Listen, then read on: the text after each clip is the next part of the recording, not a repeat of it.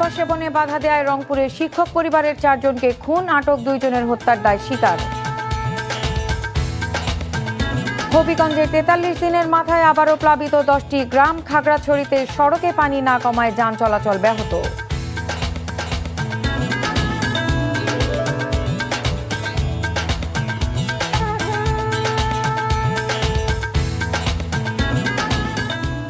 আসসালামু আলাইকুম, নার্গিস মজিদ লিমা স্বাগত জানাচ্ছি এনটিভির দেশের খবরে। আইগ্যাস ইউনাইটেড শিরোনাম দেখছিলেন, এবার পুরো খবর। ইয়াবা সেবনে বাধা দেয় রংপুর জেলা স্কুলের সাবেক শিক্ষক গণপতি চক্রবর্তী, তার স্ত্রী ও শিশুপুত্র মেয়েকে নৃশংসভাবে হত্যা করা হয়েছে। আটক করা হয় মুগ্ধ ও সিদ্ধার্থ নামে 2 হিন্দু যুবককে। পরে হত্যার দায় স্বীকার করে তারা পুলিশকে জানিয়েছে, ইয়াবা সেবনে বাধা দেয় ক্ষুব্ধ হয়ে গৃহকর্তা গণপতি ও তার পরিবারের 4 সদস্যকে খুন করে। দুপুরে নিজ কার্যালয়ে ব্রিফিংয়ে এসব তথ্য জানান মেট্রোপলিটন পুলিশ কমিশনার আব্দুল মাহবুদ। রংপুর থেকে আসাদুজ্জামান আরমানের ক্যামেরায় AKM মইনুল হকের পাঠানো রিপোর্ট। একই পরিবারের 4 জনকে হত্যার ঘটনায় রবিবার দুপুরে রংপুর মেট্রোপলিটন পুলিশ কমিশনের কার্যালয়ে সংবাদ সম্মেলনের আয়োজন করা হয়। এ সময় পুলিশ কমিশনার আব্দুল মাহবুদ জানান, বৃহস্পতিবার রাতে শিক্ষক গণপতি চক্রবর্তীর বাড়ির ছাদে বসে ইয়াবা সেবন করছিল মুগ্ধ ও সিদ্ধার্থ। তাদের মাদক সেবনে বাধা দেয় অবসরপ্রাপ্ত শিক্ষক দম্পতি ও তাদের সন্তানদের গলায় গামছা পেঁচিয়ে হত্যা করে, পাশাপাশি টাকা ও স্বর্ণালংকার লুটপাট করে। গণপতি স্যারের বিল্ডিং এর ছাদে বসে তারা ইয়াবা সেবন করে। প্রিয়ম এবং অপূর্ব ছোট ছোট শিশু, তারা বন্ধু বান্ধব একসাথে খেলাধুলা করে। তখন সিদ্ধান্ত নেয় যে প্রিয়মকে দুনিয়া থেকে সরাই দিবে। অর্থাৎ শুক্রবার ভোর রাত থেকে শুরু হয়ে এই ঘটনাটা তারা সারাদিন ঘটায়। পুলিশ ও স্থানীয়রা জানায়, রংপুর নগরীর মাছুয়াপাড়া এলাকায় দীর্ঘদিন ধরে বসবাস করতেন অবসরপ্রাপ্ত স্কুল শিক্ষক গণপতি চক্রবর্তী, তার স্ত্রী প্রীতিলতা চক্রবর্তী, মেয়ে প্রাপ্তি ও ছেলে প্রিয়ম। কিন্তু 3-4 দিন ধরে কোনো সারা শব্দই নেই কারোরই। আত্মীয় স্বজনরা কোনো সারা শব্দ না পেয়ে শনিবার রাতে খোঁজ নিতে ছুটে যান মাছুয়াপাড়ার ওই বাসায়। ডাকাডাকির পরও কোনো সারা শব্দ না পেয়ে পুলিশের সহযোগিতায় বাড়িতে প্রবেশ করেন তারা। পরে বাড়ির বেডরুম, সিঁড়ি ও চিলেকোঠায় 4 জনের মৃতদেহ পড়ে থাকতে দেখে কান্নায় ভেঙে পড়েন স্বজনরা। উনি যে ঠান্ডা স্বভাবের মানুষ, উনি যে নিরীহ মানুষ, ওনার যে শত্রু থাকতে পারে এটা তো আমরা ভাবতেই পারি না। আমার বাবাও যেমন, আমার চাচাও যেমন। ওদেরকে আমি যতদিন থেকে চিনি, ওরা মানে ওদের ফ্যামিলি হচ্ছে এমন একটা ফ্যামিলি, অনেক সহজ সরল লাইফ লিড করে আর কারোর সাথে কোনো ঝামেলা ছিল না। এদিকে শিক্ষক হত্যার প্রতিবাদে রংপুর জেলা স্কুলের সামনে মানববন্ধন কর্মসূচি পালন করেন শিক্ষক ও শিক্ষার্থীরা। NTV news desk. উজান থেকে নেমে আসা পাহাড়ি ঢলে হবিগঞ্জে 43 দিনের মাথায় আবারও বন্যার পানিতে প্লাবিত হয়েছে 10টি গ্রাম। অন্যদিকে ভারী বৃষ্টিপাত ও উজান থেকে নেমে আসা পাহাড়ি ঢলে তলিয়ে যাওয়া খাগড়াছড়ি সদরের নিম্নাঞ্চল থেকে পানি নেমে গেছে। তবে জেলার দীঘিনালা লংদু সড়কে পানি থাকায় যান চলাচল ব্যাহত হচ্ছে। প্রতিনিধিদের পাঠানো তথ্য ও ছবিতে আহমেদ শরীফের ডেস্ক রিপোর্ট। হবিগঞ্জের লস্করপুর ইউনিয়নে 43 দিনের মাথায় আবারও উজান থেকে আসা বন্যার পানিতে প্লাবিত হয়েছে 10টি গ্রাম। এতে দুর্ভোগে পড়েছেন স্থানীয় বাসিন্দারা। দীর্ঘ সময় পেরিয়ে গেলেও বাঁধের মেরামত কাজ পুরোপুরি শেষ না হওয়ায় আবারও পানি ঢুকে পড়েছে বলে অভিযোগ স্থানীয়দের। তাদের দাবি, দ্রুত ও টেকসইভাবে বাঁধটি মেরামত করা না হলে সামনের দিনগুলোতে আরও বড় ধরনের ভোগান্তির আশঙ্কা রয়েছে।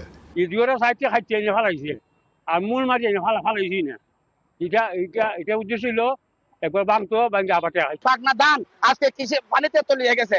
আমরা এই অবরণীয় ক্ষতি কে পূরণ করে দিব? ইতার নেতা বেতা এরা সব কিছুটা এরা কোন দিন বান্টা বানতে পারে, আকসারা বান্টা অনেক আরো আগে বানতে পারে, কিন্তু আসলে গাফাতির হারও তারা বান্টা বানছে। অন্যদিকে শনিবার থেকে আর বৃষ্টি না হওয়ায় খাগড়াছড়িতে বন্যা পরিস্থিতির উন্নতি হয়েছে। বন্যার পানি নেমে যাওয়ার পর ঘরবাড়ি ও দোকানপাট থেকে কাদা ও জমে থাকা পানি পরিষ্কার করছেন স্থানীয়রা। তবে খাগড়াছড়ির দীঘিনালা লংগদু সড়কের বড় মেরুং বেইলি সেতু এলাকায় পানি না কমায় যান চলাচল ব্যাহত হচ্ছে। গাড়িটা পলট খাইয়া এখন আমি অসহায়ের মতো তাকাইয়া রয়েছি, আর কিছু বলার নাই। নিচু এলাকা, তার জন্য বন্যার পানি বৃষ্টি কিছু একদিন বৃষ্টি হলেই আমাদের এখানে পানি হয়। এই রাস্তাটা একটু উঁচু হতো তাহলে দেখা যাচ্ছে এখানে এই দুর্ভোগ হতো না। এলাকাবাসী ও স্থানীয় চলাচলকারীরা জানান, বড়মেরুং এলাকার সড়কটি খুব নিচু হওয়ায় একটু বৃষ্টি হলে সড়কটি পানির নিচে তলিয়ে যায়। আহমেদ শরীফ, এনটিভি নিউজ ডেস্ক। নরসিংদী আদালত চত্বর থেকে লিখন তালুকদার নামে এক ব্যবসায়ীকে অপহরণ, মারধর ও মুক্তিপণ আদায়ের মামলার আসামি কামাল সরকারের 2 দিনের রিমান্ড আবেদন মঞ্জুর করেছে আদালত। দুপুরে অতিরিক্ত চিফ জুডিশিয়াল ম্যাজিস্ট্রেট আদালতের বিচারক এই আদেশ দেন। এর আগে বৃহস্পতিবার সন্ধ্যায় পুলিশ মাধবদী এলাকায় অভিযান চালিয়ে তাকে গ্রেফতার করে। গত 8 জুলাই ফরিদপুরের নগরকান্দা উপজেলার লিখন তালুকদার একটি চেকের মামলায় নরসিংদী আদালতে হাজিরা দিতে আসেন। হাজিরা শেষে আদালত চত্বর থেকে বের হওয়ার পর লিখনকে অপহরণ করে অজ্ঞাত স্থানে নিয়ে মারধর করা হয়। পরে মুক্তিপণ দাবি করে। এ ঘটনায় 7 জনের নাম উল্লেখ করে অজ্ঞাত আরও 5 জনকে আসামি করে মামলা দায়ের করা হয়।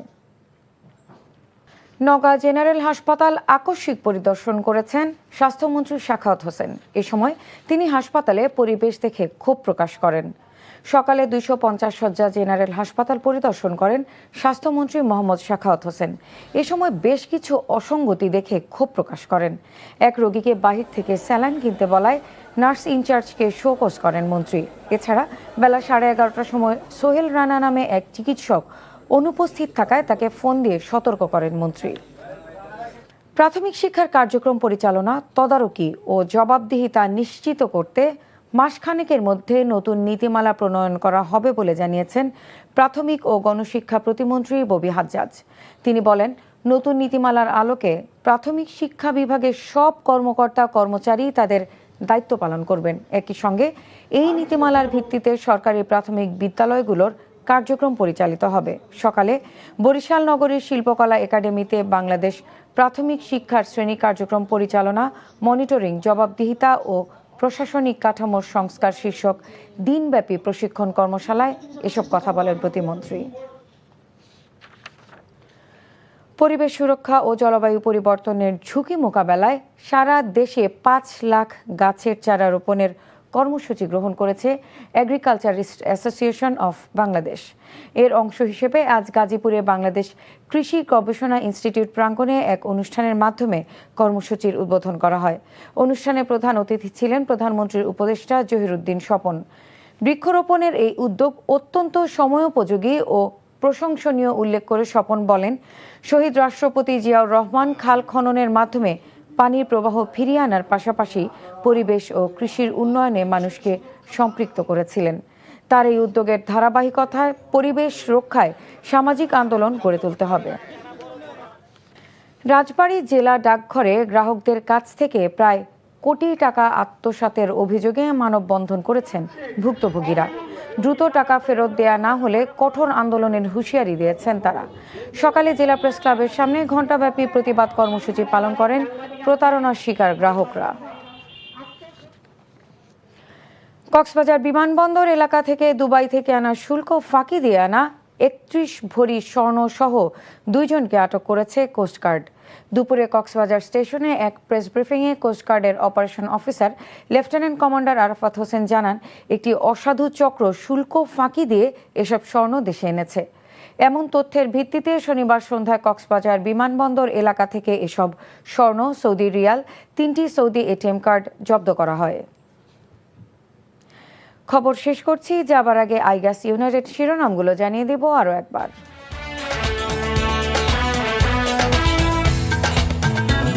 ইয়াবা সেবনে বাধা দেয় রংপুরের শিক্ষক পরিবারের 4 জনকে খুন, আটক 2 জনকে হত্যার দায় স্বীকার। হবিগঞ্জে 43 দিনের মাথায় আবারও প্লাবিত 10টি গ্রাম, খাগড়াছড়িতে সড়কে পানি না কমায় যান চলাচল ব্যাহত।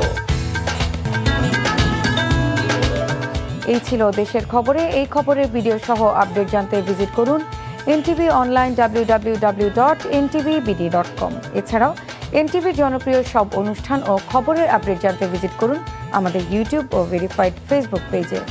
6টা ইভিনিং নিউজ দেখার আমন্ত্রণ রইল। ধন্যবাদ সবাইকে।